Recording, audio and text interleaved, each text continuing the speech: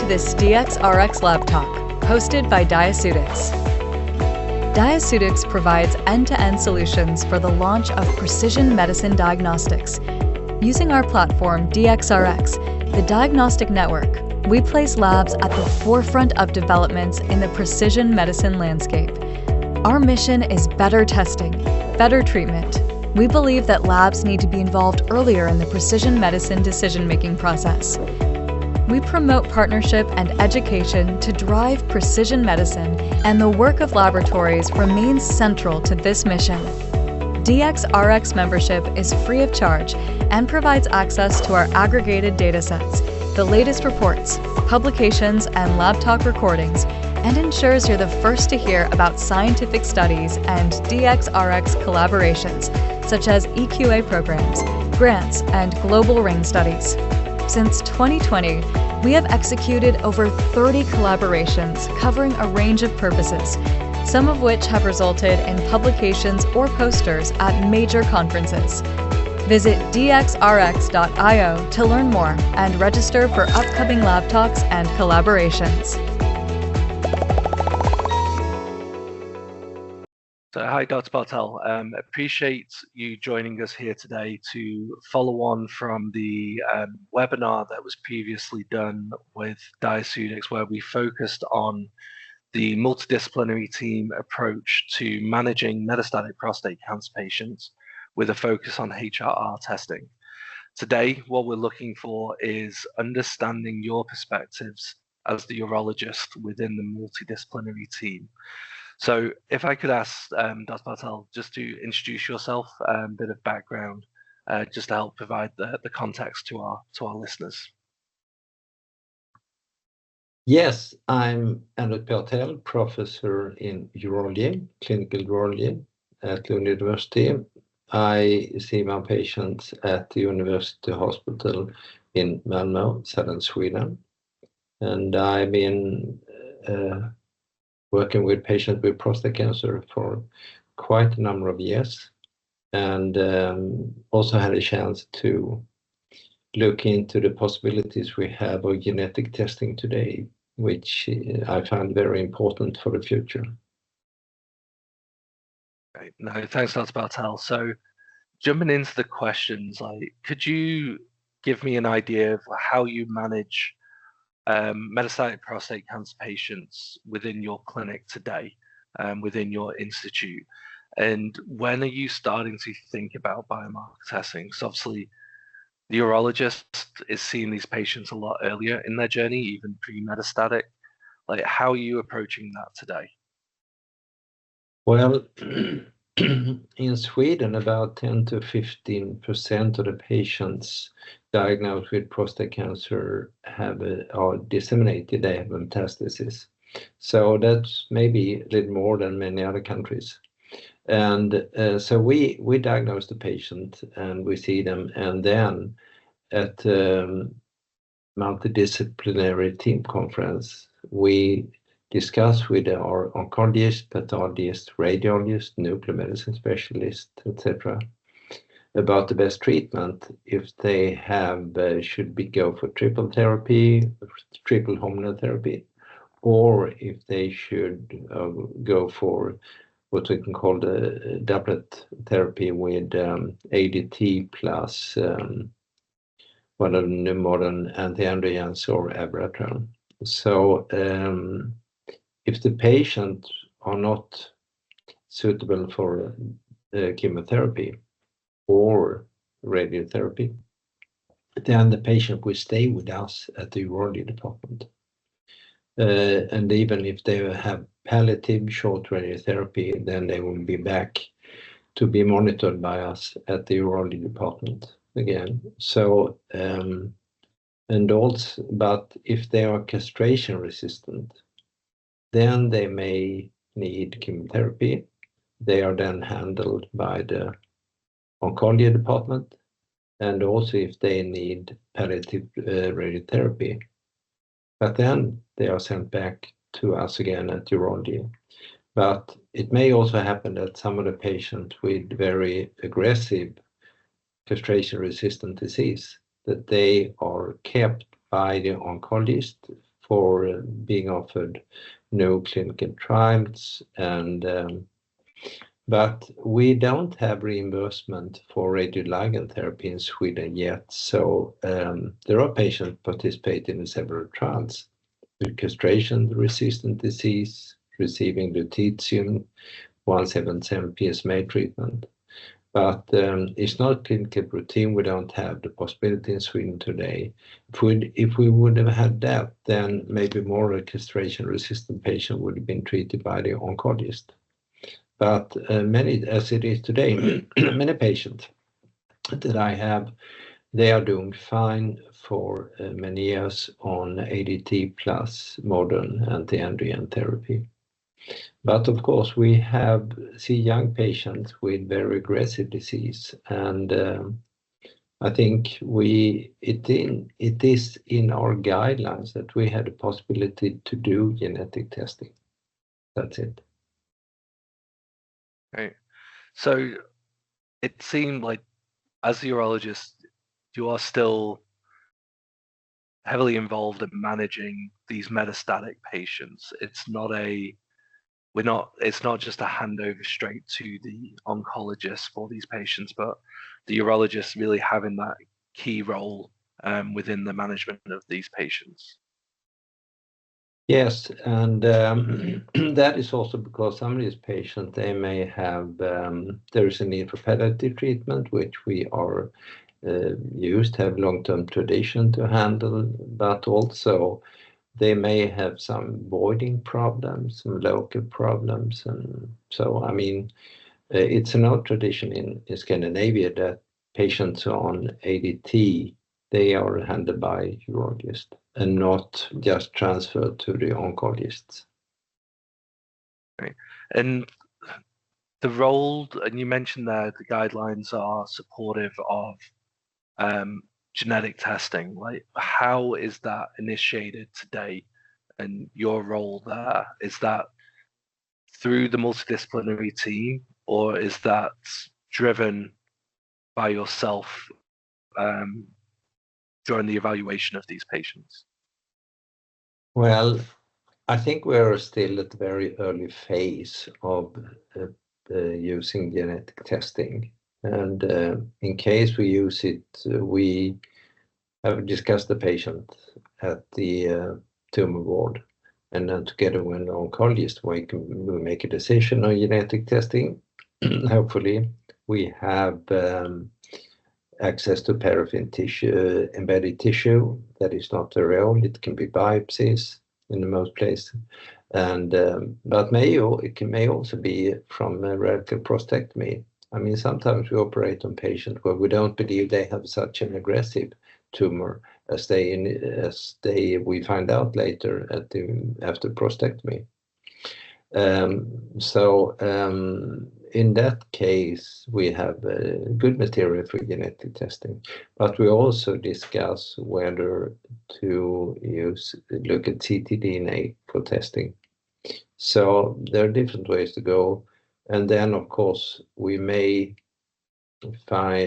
get patients who are being tested positively for BRCA mutations because someone in the family had like breast cancer, ovarian cancer, and then they tested the family, and then the man found out he had mutations, and then it came to us, and sometimes we find the prostate cancer, sometimes we just monitor the patient. But so that's also another aspect of genetic testing. And we may also do it initiated when we ask our patients about if there is many in the family with breast cancer, ovarian cancer, other forms of cancer, and of course prostate cancer. But so we always ask about the family history, and that may also give us a reason to initiate genetic testing. So what we're talking about here is that germline testing, the hereditary variants that we detect, and that is typically done more earlier in the patient journey. So either screening, as you say, if there's a family history to monitor, or whether it is in the earlier stages of disease, but that is really the urologist triggering that request if it hasn't been done prior to presentation to yourself. Yeah, but I mean, then I think it's more often today that we discuss the possibility to offer the patient PARP inhibitor treatment. Yep. And so that's the most important discussion today about genetic testing, and that we discuss together with oncologists. Until today, PARP inhibitors have been given by the oncologist here at our center. But I think it will change because there are ongoing studies where PARP inhibitors can be given at an earlier stage of the disease.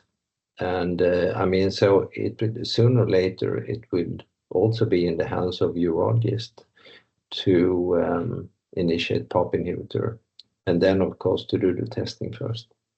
But I guess every patient in that situation will be discussed together with oncologists at the multidisciplinary meetings. Yeah, so let's probe a little bit there. So obviously, yeah, today the PARP inhibitors that are available, they've been approved in the metastatic castration-resistant population. So there's a few different studies that have been performed that have the clinical evidence. However, there are additional clinical studies looking at moving that earlier, as you mentioned, so into at least the metastatic castration sensitive. Like, how do you see that role evolving for yourself? So, just building on what you were saying, you see that as potentially growing, and the need for this genetic test and molecular testing around HRR genes. How do you see that role for the urologist evolving as we move earlier in that patient journey?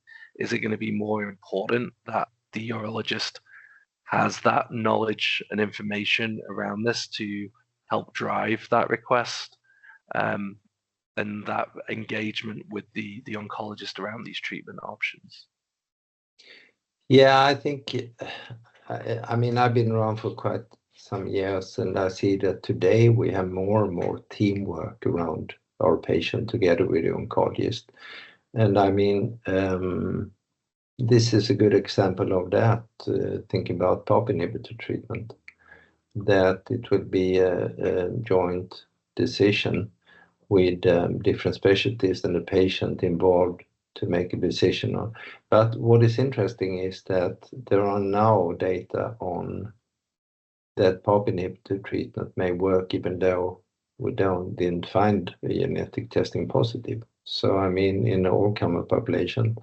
So it's a little bit interesting to see where we will be in a few years from now, whether we will offer, how we will do the testing, and whether we will offer some patients a treatment, even though we're not sure about that there are any mutation. I mean, and then of course the synergistic effects in combination therapy with PARP inhibitors in combination with modern anti-androgen signaling blockade and other treatments.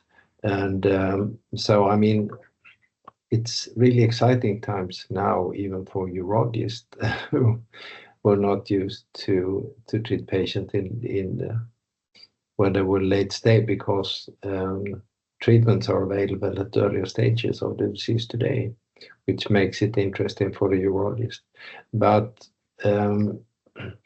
it's not easy for urologists at the very small hospitals. And I mean, this until now, it has been, things have developed at more major centers and tertiary referral centers. And so I'm lucky to work at a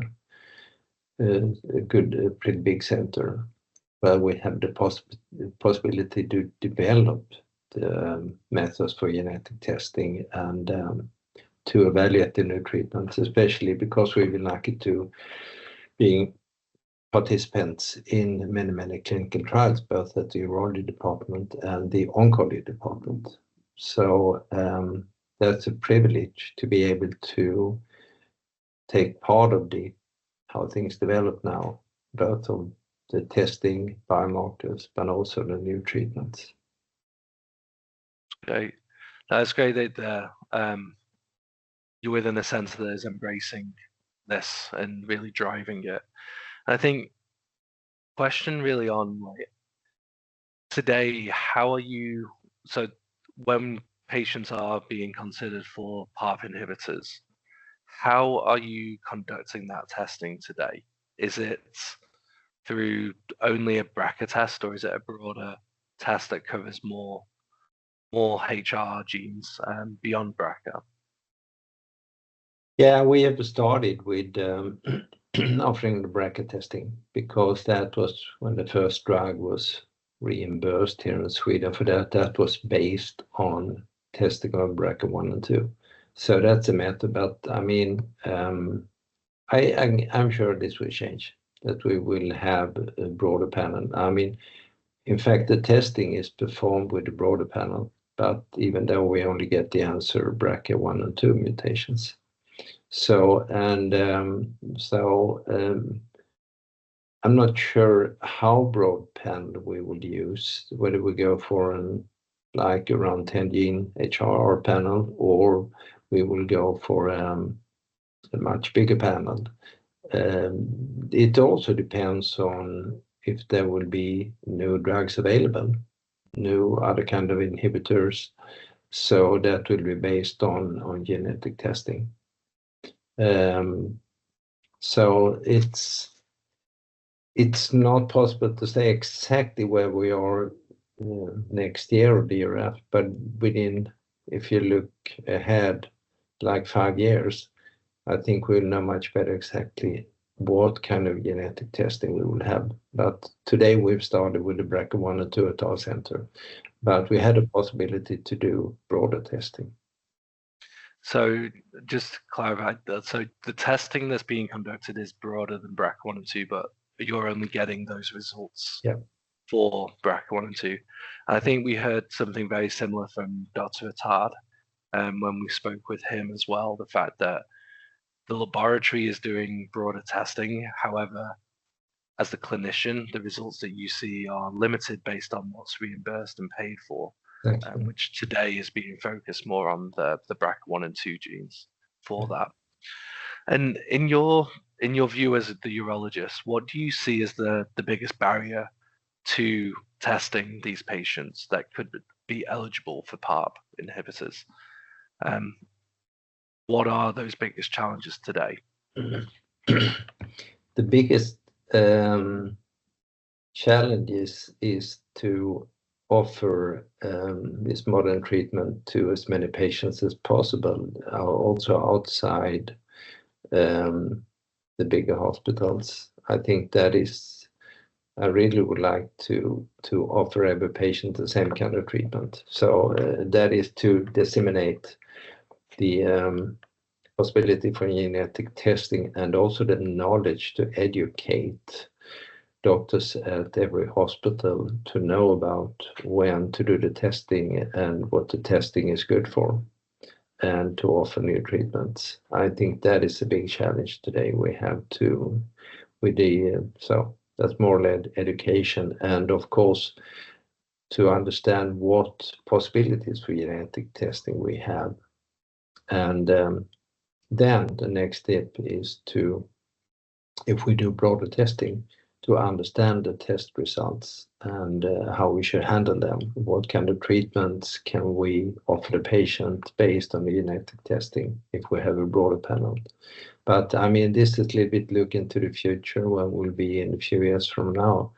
But I think we have a challenge with education here, and especially when to do the testing, and how to understand the testing, and also the drawbacks for the testing, whether there may be false negative results, and maybe we should offer the patient treatment anyway, as we have seen, which probably like that sometimes when we see that the all-comer populations in clinical trials, they have also positive outcome after treatment, even though if the genetic testing was not positive.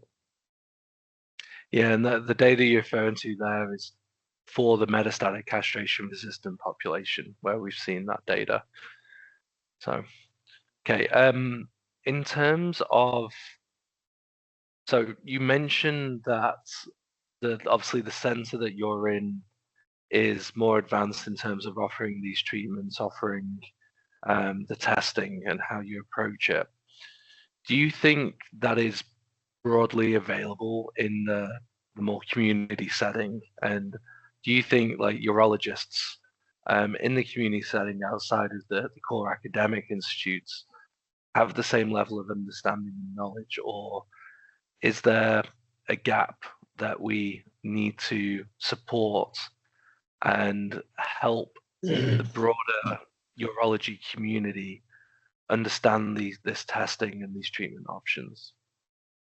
Yes, absolutely. I think there is a need of education, and also especially when to do the testing and how to do the testing, and whether they should go send paraffin embedded material for testing or circulating tumor DNA testing or sometimes germline testing. I think there's so much more to inform about this in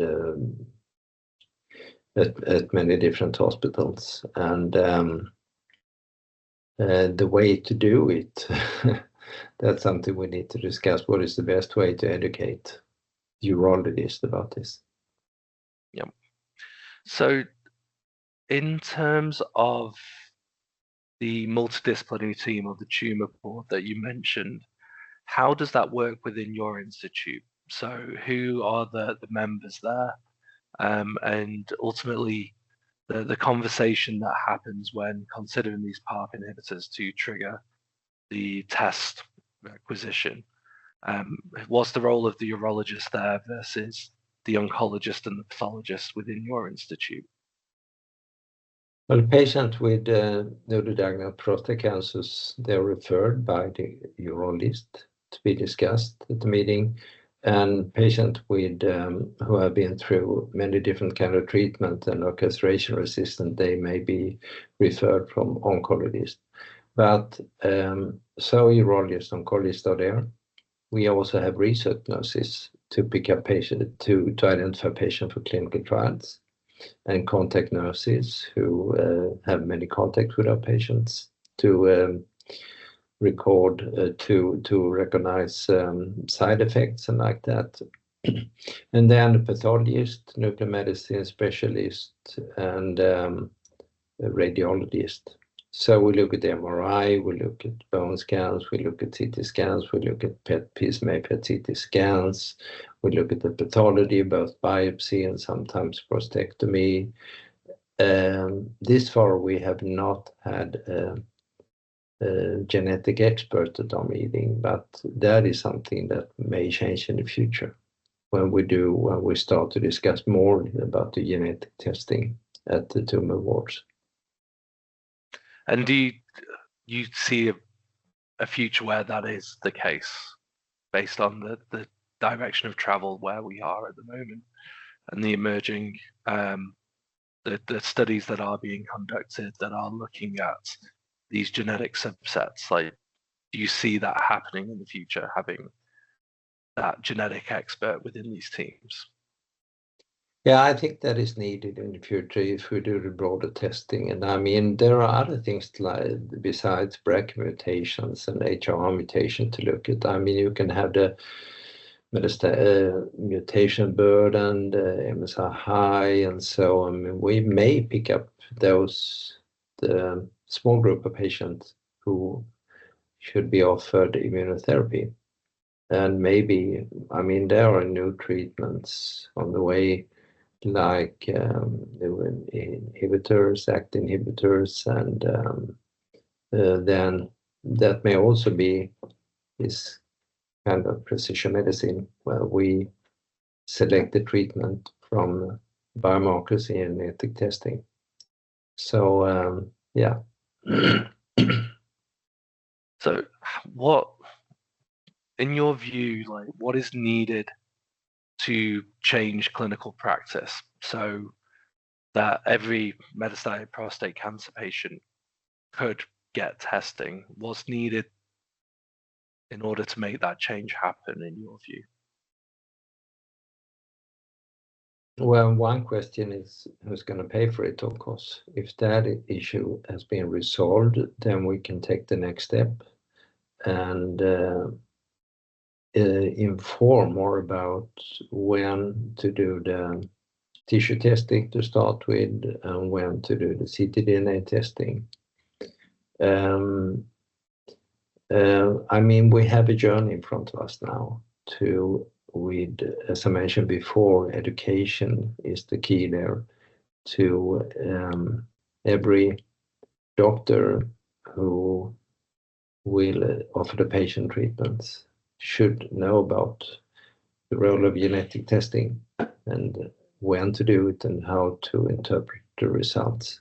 But the bottom line is, of course, what treatments can we offer the patient after genetic testing? We have the PARP inhibitors today.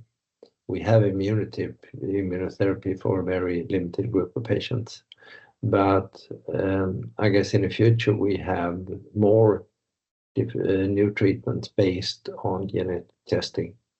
And then we would do it in every patient, but we are not really there yet. Because we know, I think we have a quite good picture today about how many patients who will carry mutations that we look for, and but that is also different in different countries, of course, and that we need to know more about, of course. Yeah, we've still got a long way to go and to impact this change, so I appreciate the perspectives there. And in your view, the role of the urologist, so today we've got PARP inhibitors in metastatic castration-resistant prostate cancer. We have studies looking to move these type of treatments into the earlier stages of disease. Obviously, bladder cancer is also moving in terms of biomarker testing and having targeted therapies available for genetic subtypes as well. So how do you see that the role of the urologist changing as we are seeing more of these targeted therapies coming, not just in prostate cancer, but also bladder? Is there a need for the urologist to play a bigger role here? Yeah, the answer is easy, it's yes, but in a good team together with oncologists and others to make the best decision for the patient. So, and I think it's more and more important that you're already at diagnosis of an advanced disease or in a patient with a rapidly progressive disease to plan, that the team plan together the combination and sequences of treatments that the patient may need, because prostate cancer patients today are being treated much with more different options today than before. Before they had ADT and then they maybe did not have any other treatment until they died. Then came chemotherapy, then came more modern hormonal therapy. Then we have PARP inhibitors, we have radioligand therapy, and there will be other treatments. So, I mean, it's important today to plan the best combination, the best sequencing of treatments, and that need to be done in the team where the urologist have a very important role in the future, because we are the first to diagnose and see the patient in most cases, and then we have a key role there, but we should not plan everything ourselves. We need to do it in a good team. Yeah, no, completely agree. And I think in terms of, again, a lot of different therapeutic options are available now, and the role that like genetic testing and biomarker testing has, like how critical is that to ensure that you have all the information that you need to enable that appropriate treatment decision. And obviously, right now we're saying PARP inhibitors focuses on BRCA1 and 2, but in the future, and we've alluded to a little bit of this, like in your view, like do we need to, like what's that key message? Is it to test every patient and test with a broad panel that will enable us to have this information? Like what's your view that the future state? I think it's too early to say that we should test every patient, because we know that the treatment options we have today are limited. So even and we know that a minority of the patient will have a positive testing. So I think it's a little bit too early, but it's really important to think about it, because if we identify those patients where we can expect a very good effect of the PARP inhibitors, it's a big mistake if we don't identify the patients and offer them, because so I think that's the important aspect. We should not miss any opportunity to offer a patient a good treatment, an effective treatment. Right. And just one last question, like are there any best practice examples from your work, your institute, that you would want to share, especially on that multidisciplinary team approach for supporting these patients and identifying them and getting the most appropriate treatment? So are there any best examples that you can share?